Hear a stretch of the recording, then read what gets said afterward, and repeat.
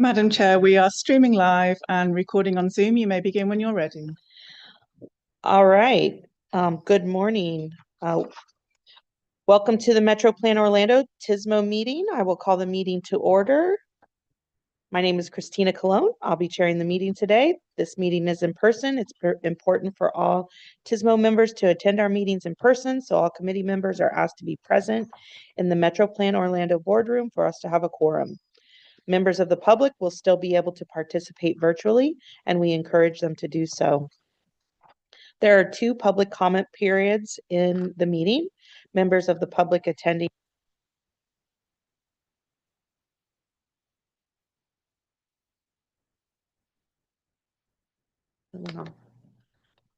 those attending on Zoom who want to speak can use the raise hand feature on the Zoom screen. We also accept comments by email and phone message before the meeting. At this time, I'd like to recognize Mr. Eric Hill, Metro Plan Orlando staff, for an agenda review. Okay, thank you, Madam Chairwoman, and good morning. Good morning, committee members in the room and online. I was not with you in January, so Happy New Year. I know that's probably not appropriate, but still. Happy New Year. Happy New Year to you. This is my first time seeing you, and I'm glad that we have a good audience today. So good morning again. First, I'd like to introduce Ms. Natalia Barbar, who is a new senior transportation planner with Metro Plan Orlando. Oh, there she is, right here. She's going to be working with Taylor and doing a lot of work with our TIP and other planning features, and we're doing some research. So welcome, Natalia. Metro Plan Orlando has an Instagram account, so we are again moving into, well into the 21st century. Thank you all to the volunteers, to the traffic signal retiming working group that was announced last month. We will be soliciting or sending out a questionnaire on a meeting time early next month. Since we do not meet in March, the month is pretty full. We could use this time next month, the 4th Friday. However, I'd like to look at the first and second week in the month of March for us to move forward with the working group getting it started. So those that volunteered as well as other members look forward to getting some information from us. Metro Plan Orlando will be starting its regional transportation survey. This is one of the products that we produce just to keep up to date with how our region is developing and some of the demands or interest in transportation alternatives that we could follow up on. We want you to participate in the survey. We want you to share this information with someone you know, that you work with, that's in your family, so that they can also complete the survey. A joint presentation at the TAC is the Florida Sunshine Law Refresher. This we do every year so that everyone stays safe. And when I say stay safe, as a committee member, you are under the Sunshine Law. So in essence, you can't have a conversation with another member on something that could come before this committee that we take action on. And so we want you to be informed. We want you to be well armed in this regard.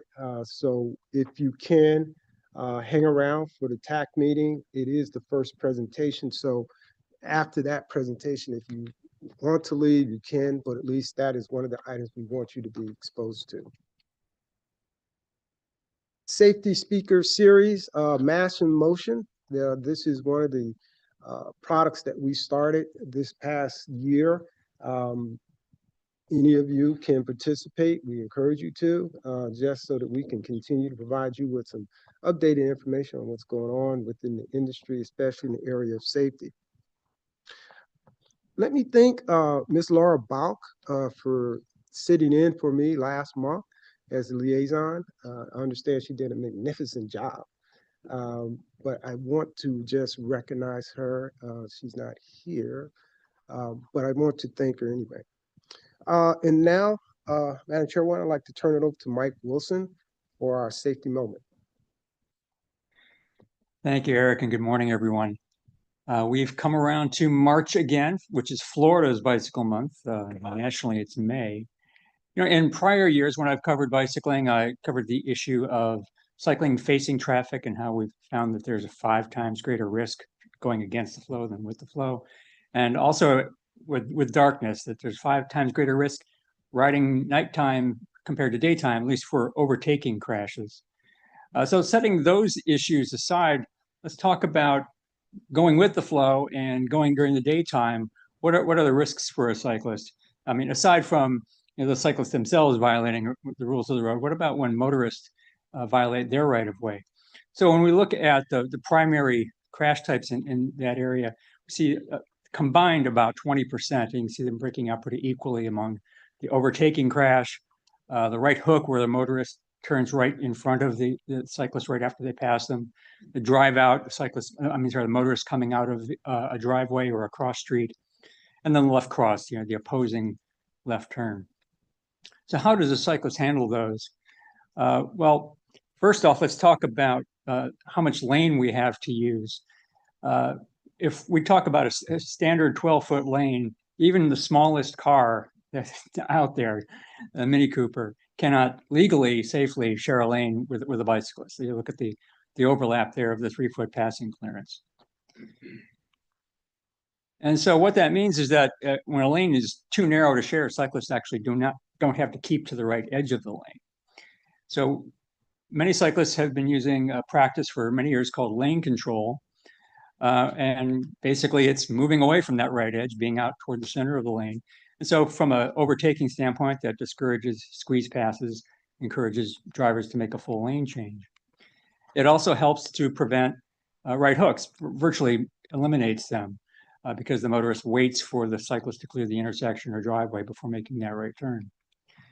With drive outs, a more leftward position means a better line of sight, so the cyclist and motorist can see one another earlier before that conflict point. And then similarly with the left cross crash, sometimes cyclists get screened by parallel traffic, particularly like if the signal has just changed and the cars are moving relatively slow. So again, being farther left improves that. So basically, the way I like to look at it is the faster you're going, the less you need to behave like a pedestrian and the more you need to behave like a motorcycle driver. And so you need more operating space to drive defensively. And that's yours truly out there practicing lane control, as I've done for over 30 years.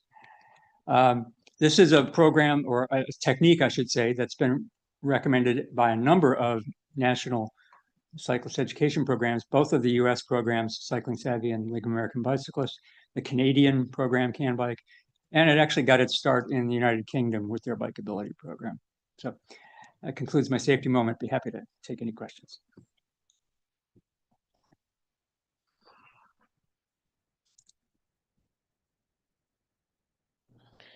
All right, thank you, Mike. Thank you, Eric. Next, we have item 4, agency reports. This is an opportunity for any of our partner agencies to speak to the committee. If any of our partners wish to provide updates during this slot, please let Rachel and Laura know via email at least a week prior to the TSMO meeting.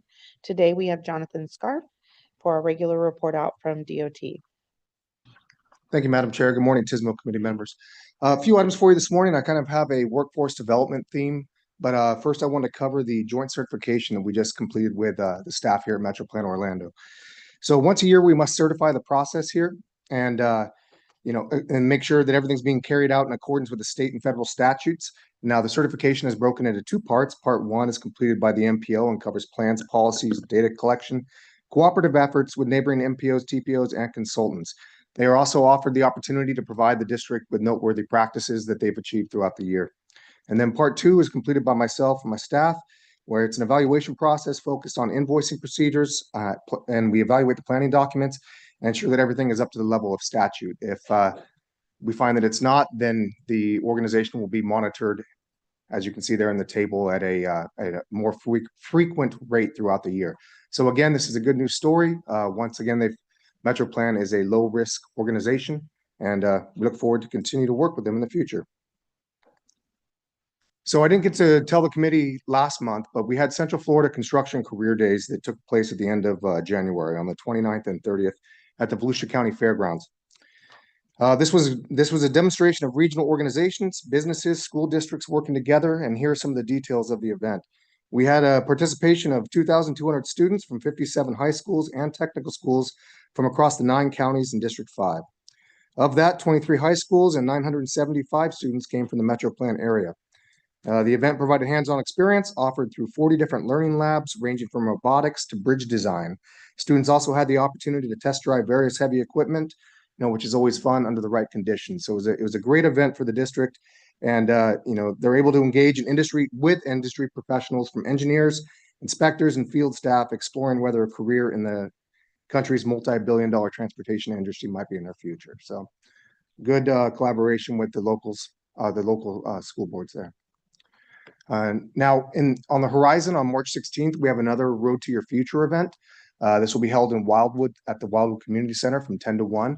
A lot of this is kind of focused on I-75 projects, but there are a number of companies that will be hiring there on site. So if you have anybody that is interested, we have that opportunity. And this is a final event that I'm kind of excited about, just received some news on. FDOT and UCF are hosting Pathways to Public Career Fair on Monday, March 30th. The current approved employers are FDOT Seminole County and the City of Orlando. If your county or municipality would like to participate, there's still time to register. I do have a flyer that I can provide if your organizations are interested, but the registration for that is by March 16th. And pending questions, you do have your latest construction report, and I'll make myself available if you have district-related questions following the meeting. Pending questions, that concludes my update. Any questions? All right, thanks, Jonathan. That reminds me too that this week was National Engineers Week. And so, don't know if anyone is able to take the time to celebrate that and the engineers and the innovations that we bring to the table, especially in transportation, and also find ways to inspire, the next generation of our workforce in engineering and STEM professions. So Awesome. thank you. All right, now we'll move on to item 5, roll call. Rachel, you may proceed with roll call. Thank you, Madam Chair. If members can please remember to turn your microphone on before responding. Respond with here or present, and then mute your microphone. Barden? Here. Boswell? Here. Cubber? Present. Cologne? Present. Lagachetti for Crandell? Here. De La Chaise? Here. Ide? Present. Elisar? Present. Elliott Moore? Gordon? Here. Hibbert? Here. Horn? Here. Quinn? Here. Bayard for Jameson? Here. LaFaso? Present. McGrath? Here. Masterson? Here. Mendenhall? Here. Mercado Vasquez? Here. Owens? Here. Price? Here. Pullum? Sadler? Present. Sanders? Here. Crespi for Saunier? Here. Senerans? Here. Singh? Here. Smith? Present. Douglas for Wetzel? Sanchez? Here. Balone for Williams? Present. Yeager? Present. Yeargain? Here. Madam Chair, that completes the roll call. We do have a quorum. Wonderful, thank you. We'll now hear public comments on the action items. We ask that you provide your name and address for the record, and please hold your comments to 2 minutes or less. If any members of the public wish to comment and are joining us virtually, please use the hand raise function and you will be recognized, or dial *9 on your phone keypad. We'll send you a prompt to unmute your mic. Do we have anyone joining us virtually who would like to make a comment? No hands raised online. Okay. Do we have any members of the public attending in person that wish to make a public comment? No comments received. Are there any written comments that were submitted before the meeting? None. Okay. All right, we have 3 action items today. A reminder for members to please use their microphone and state their name when making or seconding a motion. All right, our first item is approval of the January 23rd, 2026 TSMO meeting minutes, which are in section 1 of your agenda packets. Are there any corrections to the minutes? Is there a motion to approve? Motion to approve, Lasar. Second, Centerins. All right. Is there any discussion? If none, it's been properly moved and seconded. All those in favor, please say aye. Aye. Any opposed, same sign. All right, the motion passes. Our second action item is staff's request for amendments to the 25-26 to 29-30 Transportation Improvement Program. More information can be found in section 2 of your agenda packet. We will hear from Ms. Taylor Laurent of Metro Plan Orlando, who will tell us more about this matter. Ms. Laurent? All right, thank you so much. So good morning, everyone. I have one TIP amendment for you today. And this is the addition of a new project into the fiscal year 25-26 to fiscal year 30 TIP document. And this is the inclusion of a railroad signal upgrade at Old Weatherby Road in Orange County. This is the addition of $350,000 in federal railroad crossing safety funds for railroad and utilities work to be performed this year in the next couple months here in fiscal year 26. Additional information about this amendment is included in your agenda packets under section 2. But unless there are any questions, we are asking for your recommendation of approval to this amendment as it's been presented today. Any questions for Taylor? Okay. Is there a motion to approve? Motion to approve, Lasar. And a second? Second, Barden. Lenny Barden, second. Any discussion? All right, it's been properly moved and seconded. All those in favor, please say aye. Aye. Any opposed, same sign. The motion passes. Our next action item is staff's request to approval of an amendment to the 2050 Metro Plan Metropolitan Transportation Plan, the MTP. We will again hear from Ms. Taylor Laurent to tell us more. Thank you. Just switching my hats from near-term to long-term planning. So with the 2050 MTP, we talked a lot about last year that this is a living document, and this first revision is proof of that. We want to make sure that it's up to date with both our long-term vision, but also our near-term project implementation. So the amendment that's before you today is an update to an existing project within the 2050 MTP. And this is the State Road 60 from Prairie Lake Road to the Florida's Turnpike project, a widening of that roadway to 4 lanes in Osceola County. Additional information is included in your agenda packets under section 3, but in summary, this project is expected to receive near-term funding to advance its design phase, which would make it cost feasible within the next 5 years for that particular phase of work. So the amendment today is to maintain planning consistency with this FDOT-led project, with the knowledge that that funding will be coming to move that project forward a little bit earlier than expected. So with this additional funding being allocated to this project, there are no other changes to existing 2050 MTP projects or their cost feasibility due to this amendment. So unless anyone has any questions about this item, I'm also asking for your recommendation of approval to the 2050 MTP based on how it's been presented today. All right, any questions for Taylor? Okay, is there a motion to approve? I move to approve, Shad Smith.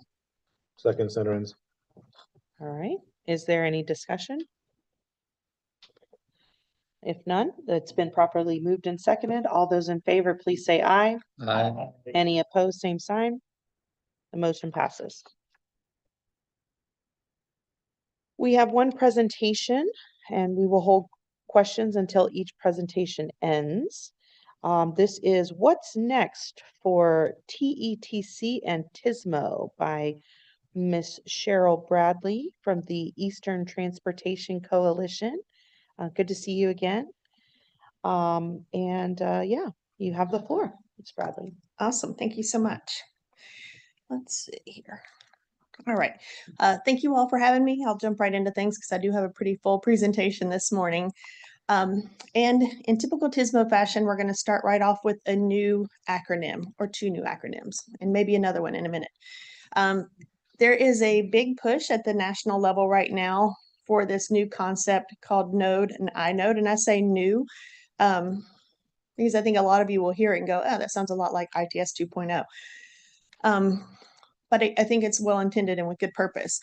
NODE stands for National Operations Digital Environment, and iNode is Interstate National Operations Digital Environment. And you'll hear more about that separation in a moment. But the idea here is a connected, interoperable digital ecosystem for nationwide situational awareness and operational enhancement. And the idea here, in large part, is about how can we share resources? How can we capitalize on tools, analytics, data validation, system health monitoring that is being done, in silos in different places, but on a bigger scale where we're not being redundant with those efforts. And of course, to give regional and national traffic insights, we saw a lot with the bridge collapse in Maryland a couple years ago, Hurricane Helene, Hurricane Milton, which obviously had some big impacts here in Florida, North Carolina, Tennessee. So looking at those kind of things, where can we gain greater insights and kind of link those systems together for better awareness and working together? And the purpose is obviously to improve safety, mobility, reliability, and resilience, and to be performance driven. So that is a big thing that we're hearing a lot out of the current US DOT leadership and FHWA is data driven, performance driven efforts. And the goal again to enable situational awareness and coordinated response across cities, counties, states, and regions. Now, what does change a little bit about this is kind of the way they're thinking at it and a new way to collaborate on this data exchange of sorts. And the idea here is to move away from that concept that at one point, we are all thinking about how can we get all this data into one place and everybody has access to it and everybody can share it, to moving into more of a collaborative ecosystem where the states would maintain ownership of their systems. There would be no federal repository, no federal ownership of a system, as the states would maintain, and that trickles down, of course, as well, but states would maintain their authoritative source and operations of their systems, and they would be able to invest in whatever tools and technologies they feel like they need. It would support standards coexistence. So for me, this is a big one.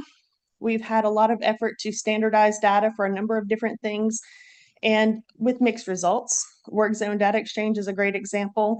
We've had, of our 21 states in our coalition, we have about 50% contributing to the work zone data exchange, others doing work zone data in different formats.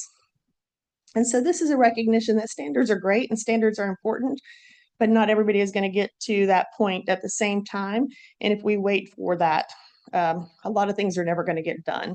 So this is a coexistence of standards where they exist and where they're being used, but also capitalizing on any other data that is not in that format, whether it be through an API or some type of a translator, so that that data all works together. And then another big part of this is leveraging innovation from the private sector and academia. So, a lot goes on in those two worlds that we could benefit from. So it's intended to be very inclusive of those partners as well. And of course, there are some challenges.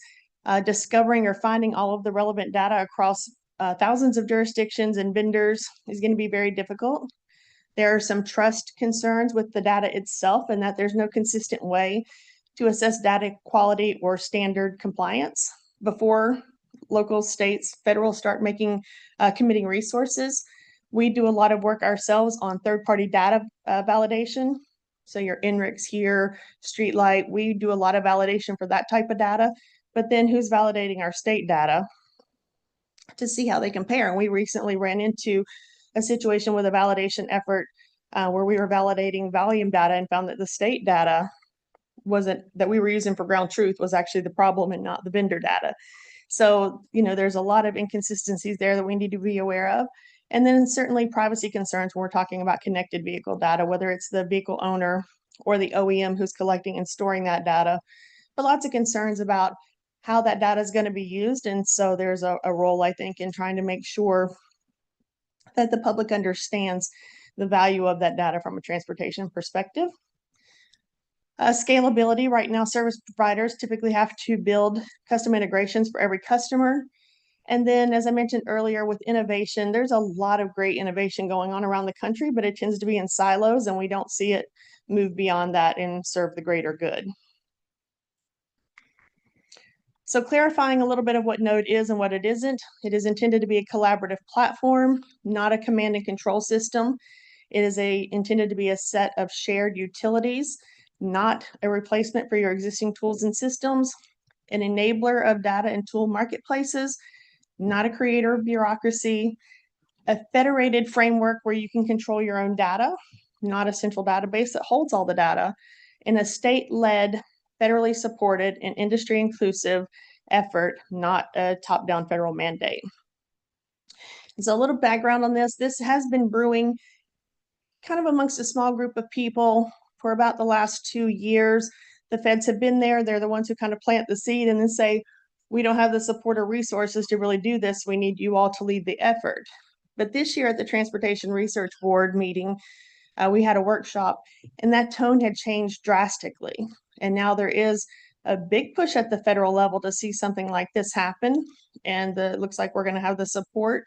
The CEOs from all the DOTs were in Washington, D.C. this week, meeting amongst themselves and with their legislators to talk about the reauthorization.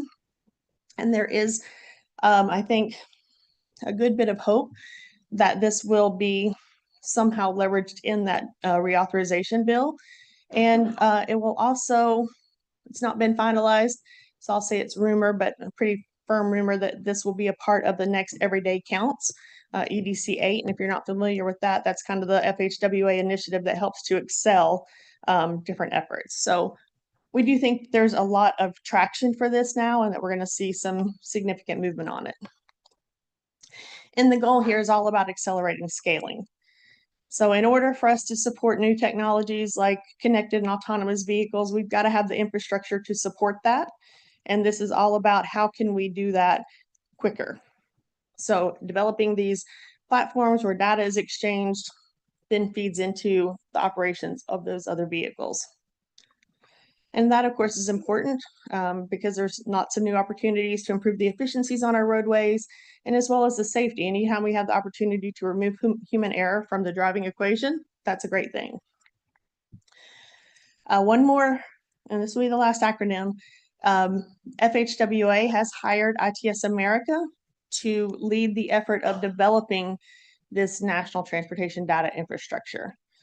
So you can see there what the vision is: a modernized transportation system, seamlessly integrating physical and digital assets, to improve safety, connected mobility, reliability, empowering informed decision-making, and then what those strategy components are. So what this would mean for your local DOTs, obviously some operational benefits in that there would be better incident detection and response. You'd have opportunities for improved traffic signal timing and congestion management, access to regional and national traffic insights, resource sharing, again, reducing the duplications of systems, data-driven decisions, which helps to improve your return on investment. And it supports smaller agencies that have limited IT and ITS because you're not having to build everything from the ground up. Certainly expected to improve coordination across jurisdictional boundaries.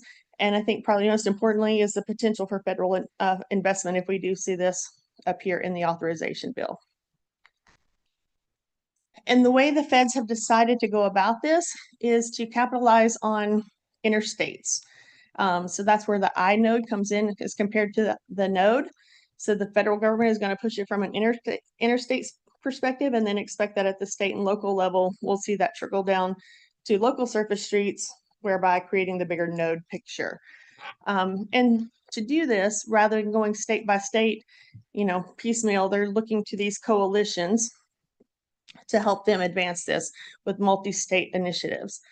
And one thing I would point out to you here is to look at what the East Coast looks like compared to what the Midwest and Western coast looks like, where you have a fewer number of interstates covering a bigger geographic area. And on our side, certainly a lot of interstates in a much more compact area. And that becomes important because when we start looking at solutions, we can't look at solutions that are just for I-95 or just for I-4 or just for I-75. We have to look at solutions that are going to work across a multitude of different geographical areas, including coastal, mountainous, farmlands, urban, suburban.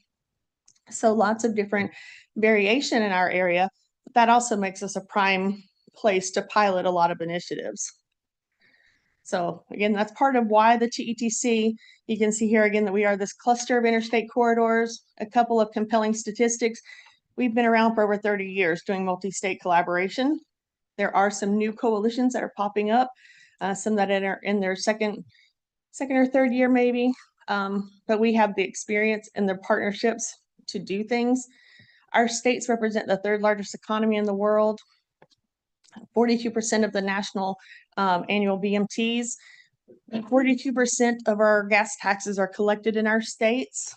But we also have the downside in that we have 50% of the top 100 truck bottlenecks and 50% of the most congested metro areas. So we have definite areas where we would benefit from piloting some of these new ideas and technologies. So that's on the node and the inode. I'm going to skip away from that and go a little outside of TSMO, just to kind of let you guys know about another body of work that we're doing. Our organization has been doing a lot of work on mileage-based user fees as an alternative source of transportation funding. We all know that the gas tax is depleting, and as vehicles become more efficient, people move to EVs, it's going to become a bigger and bigger problem. So we have done 5 previous phases of pilots across the country, some passenger vehicles, some trucks, a combination of things, but we are now entering into our 6th pilot, and this one is open to anyone who would want to enroll. And it's basically, there's a couple different ways. There's an OBU device you can plug into your car. You can track your mileage on your phone. So a few different ways you can do it. But if you are interested, you can sign up. That QR code will take you there, as well as a link there to our website that has a lot of information about the prior bodies of work. And from this, you can get a monthly mock statement comparing what your user-based fee would be compared to what your gas tax fee is now. So it's just kind of a hands-on experience way to understand how the mileage-based user fee concept works. Oh, you did. There are some handouts about that. Eric is kind enough to print them for me because my printer died this morning. But so you do have a handout in your package there with information about it as well, kind of an overview of this pilot. Yeah. And the QR code is not on the flyer, so No. you would have to get it off the screen. Yeah. But we will also send out the presentation to you as well. Perfect. Thank you, Eric. So that's it. Just wanted to kind of fill you guys in on this kind of concept that's brewing and percolating at the national level, where that trickles down to the local agencies and also to MPOs, because you guys are certainly at the center of regional planning. And I am very fortunate to be here in Central Florida and to have had exposure to things like the integration of TSMO into your strategic planning documents and into things like your TSMO consortium, and this kind of shared ITS architecture, which really is quite foundational to kind of what they're looking at the national level. So I'm grateful for the experience that I've had with you guys over the years, which I think kind of helps me envision how I can help other states as well. So any questions? Any questions? I had so many brewing through my mind. No one has any questions? Good morning, Cheryl. Really quick question. Thank you for your presentation. How much participation have you had in the mileage-based user fee program so far? And are you looking for individuals? Like, as an individual, I could go on there, and so thank you for sharing that. Yeah. No, so yeah, it is intended for individual participation. So you would log in as an individual and set up your account and then get your personal monthly statements. I personally have not had a lot of experience with it because it's handled by another group at our coalition. But Eric had brought this up and asked me if I would go ahead and present it here today while I was doing this other stuff. So I will tell you that the work that they've been doing is pretty remarkable and is leading not only the national discussion, but the international discussion. So we just recently posted our phase 5 report. That is on the website, so you can certainly check out the details of what came out of that, but really interesting findings, and I think really changing the mindset of how people look at shifting to a different type of transportation funding. No question. Yes. Has the consortium looked at user fees for EV users, say, when you renew your sticker for each year, that maybe you look at their mileage that they've run? These vehicles are much heavier for comparable vehicles and are putting a bigger strain on the infrastructure. They're also a heavier impact in crashes and are disproportionately damaging other vehicles. So didn't know if that was part of the discussion. So I know they have looked at kilowatt hours as an alternative specifically to EVs. I feel like they've looked at the EV registration fees, but again, that's kind of outside of my scope of work, so I can get that answer for you. I just don't know off the top of my head, because I deal with more on the crash side of it, what happens when these EVs crash and catch fire and all that stuff for the operations. So I can get that answer for you, but I can't tell you. Thank you. Mhm. All right, on the National Operation Digital Environment node. So I don't know, can you boil that down for me a little bit more? Like what does that actually mean? And, for obviously DOTs have TMCs, counties, as county, we have a TMC. Is this a software product being developed, or is this like equipment and things like that? So it's funny that you asked that, and I intended to say something about that.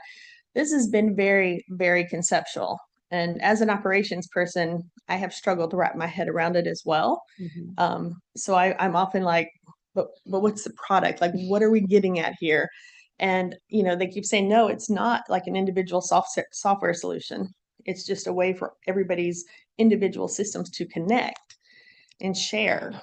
But I'm like, but you said you don't want a repository, so you don't want the data going somewhere, so how are they sharing? So I'm being very honest with you, it's extremely conceptual. I think they're advancing to where they have an idea of what that should be, but I think they're really leaning on this new contract with ITS America to define what that looks like. So I think it's a hard question to answer right now because it is so conceptual, but I think we'll have more guidance as ITS America does their thing. But I would look at it as, I think Florida is actually a pretty good example. So the DOT has their SunGuide software, their ATMS that they use in their TMCs. Each district has its own independent deployment of that, and they maintain their data there and they control it. But that data is available to central office. And in many cases, some of our local agencies here are using it, and that data is available to them. So I look at it kind of as that same type of infrastructure. But again, I'm basing that off of what my perception of what they're saying, because I've not really been able to get that direct answer from them of like, what is this? So It kind of sounds like you guys are creating almost like a digital twin of the traffic data, and that each agency and the locals are responsible for pushing the data to the system, and then the system can overview and basically dashboard it. Is that kind of? that's my perception of it, but I hate to be truly committal to it because I don't know where ITS America is going to go with it. But from an operations standpoint, that's how I would see this working. And then the idea would be that there would be these tools that reside in that same digital twin where, you could look at like INRIX data across a large swath and say like, oh, that's pretty good data, or, oh, there's some deficiencies there. Likewise, looking at some of the qualities of our own data. And one thing I'll mention is with our coalitions, we have our coalition. There's another one out in the west, I-80, and then there's another one that goes north-south for I-35. And we're each kind of taking a different chunk of this. So for us at the coalition, we're leaning harder into that validation work that we're doing. Out in I-80, they're looking at validating the data feeds themselves, grading the quality of those feeds. How reliable are they? Do we have disruptions in the data? That sort of thing. And then the idea is that, we'll share our validation efforts with them. They'll share their results with us. And again, that's kind of how we're looking at accelerating the growth of this idea.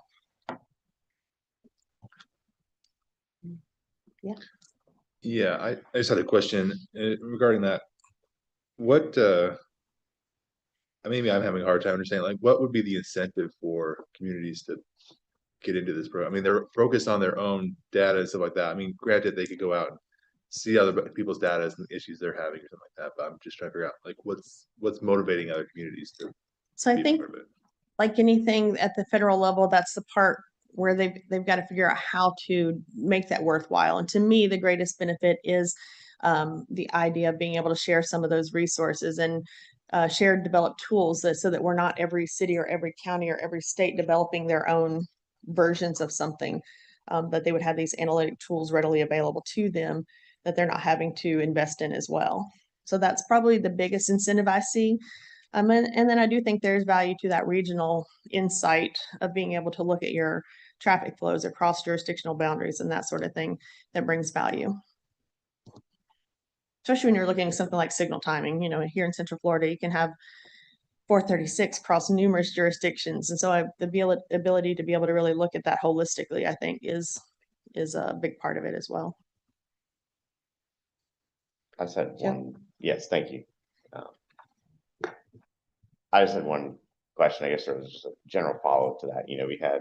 There's a lot of great presentation you had about like the inode concept, but it seemed to me that given how, I guess, conceptual would be the word at this point, a lot of it seemed to be almost self-conflicting, where it's like, well, we don't want a giant repository, but we want a place where we can all get the data. We want it to be very efficient and streamlined, which sort of implies a uniformity to the system, but we don't want uniformity. We want everyone to kind of do their own thing and tailor it to what works best for them. You're coming here, you're doing this presentation.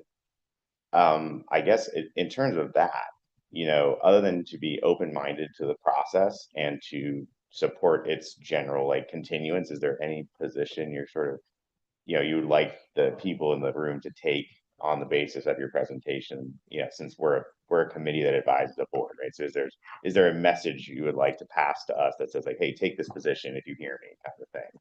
So I think at this point, my intent of bringing this here today was more situational awareness to let you know that this was kind of brewing and that it was gaining rapid traction at the federal level. But because it is conceptual, and I will tell you that there are other people who, at the federal level and even at some state levels where are extremely excited about this. I'm excited about the concept, but I'm just, as an operations person, having my head, like I said, trouble wrapping my head around it. So I don't know that I necessarily have a position that I would recommend other than that it's coming potentially, that we expect it, that it may show up in the reauthorization bill, and just to be aware of it. And I think the biggest part for me is kind of generating enthusiasm for the idea of more data sharing. So to me, that's and in whatever form that may come in, I'm not sure, but I think there's tremendous value in that. And having been, sitting in the TMC at District 5 for years, watching traffic, watching the regional impacts of traffic, I just think there's tremendous value in that and the being able to enhance that level of collaboration.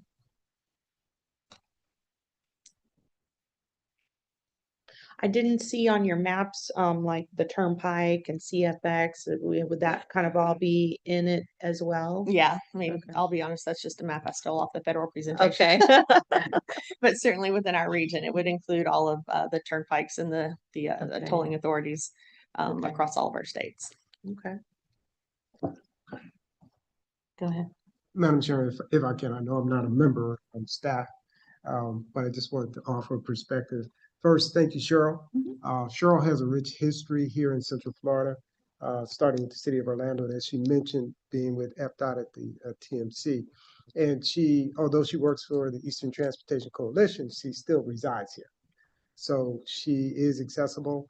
And so if there's any other questions or anything you think Cheryl can help you with, she's available.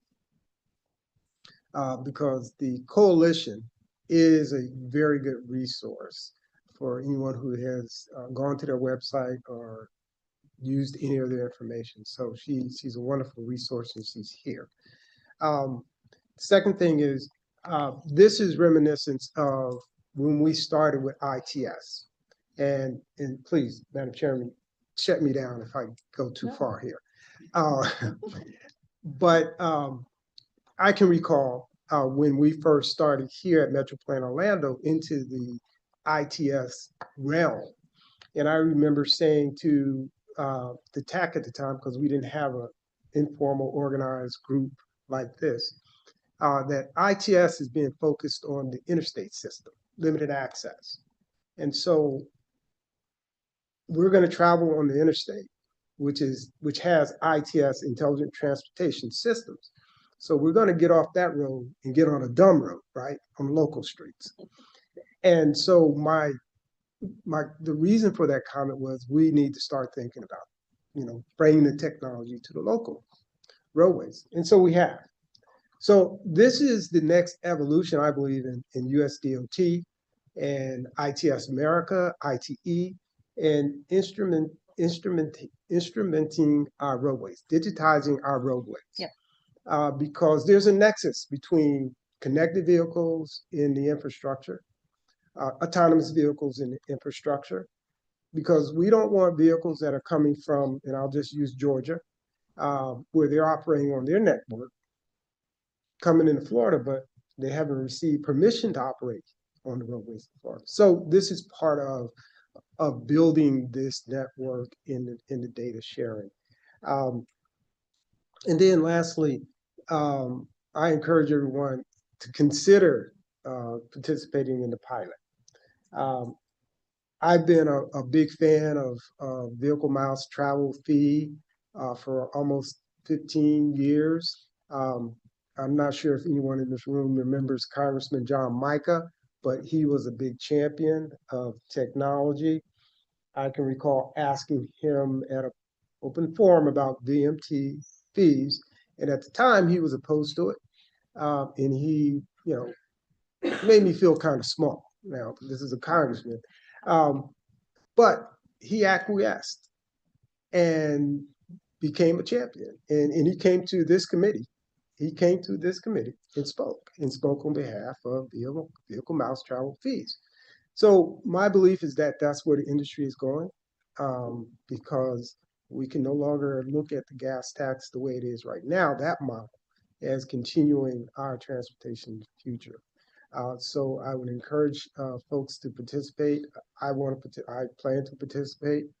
And we tried several years ago to do something like this, but politically we weren't there. But I believe we are getting there now, and I think this is an opportunity for us to participate in moving the industry forward, because it is changing. And as engineers, I'm sure you're aware of the changes that are taking place, moving mostly from just capacity building and asphalt and concrete to, a transportation network that is, operated through information, communication, and technology. And I'll say the word that doesn't get a lot of good response now, AI. Okay, so I think we all recognize that. So, Madam Chair, you were kind to me. You didn't shut me down, but thank you. And I will just quickly add that we just had our executive board meeting in DC on Monday, and we did hear from our CEOs, the secretaries and commissioners from the coalition states that, there's not an appetite for this mileage-based user fee in all of our states. So there was from a political standpoint, so there was let's look at what other alternatives there are for funding. And some of the things that came up were things like monetizing the fiber and broadband in the state right of ways and those sort of things. So we will be looking at other things as well, but this one is certainly the one we're most engaged to at this point and have the most information on, but we will be exploring some other ideas for alternative funding. And as Eric mentioned, I am around, my email's up there. I probably spend about 30% of my time answering emails from folks saying, do you know anybody who's doing this? Or do you know anybody with this problem? And then trying to connect them with people in other states or other cities that are experiencing those same challenges so they can kind of brainstorm. So certainly feel free to reach out anytime. Awesome. Any other questions?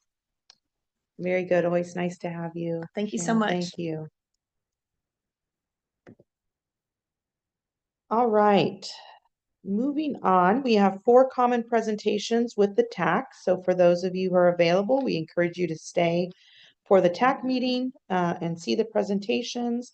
They are the Florida Sunshine Law refresher for advisory committees that Eric mentioned earlier, presentation on Metro Plan Orlando's Tracking the Trends program, presentation on e-bike education pilot project for teens, and preview of the 27-28 Unified Planning Work Program.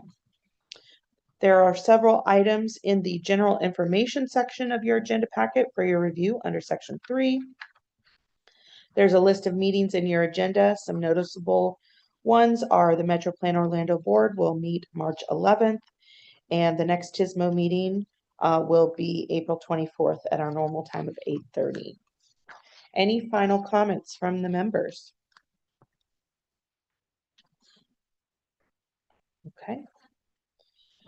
All right, we have our final public comment opportunity. If any members of the public wish to comment, please use the raise hand function. You'll be recognized, or dial *9 on your phone keypad. We'll unmute your mic. After you are recognized, please state your name and address for the record and limit your comment to 2 minutes or less. Do we have anyone joining us virtually who'd like to make a comment? No hands raised online. Okay, do we have any members of the public attending in person that wish to make a public comment? No comments received. All right, are there any written comments that were submitted before the meeting? None, Madam Chairwoman. All right, at this time, if there's no further business, we stand adjourned. Thank you.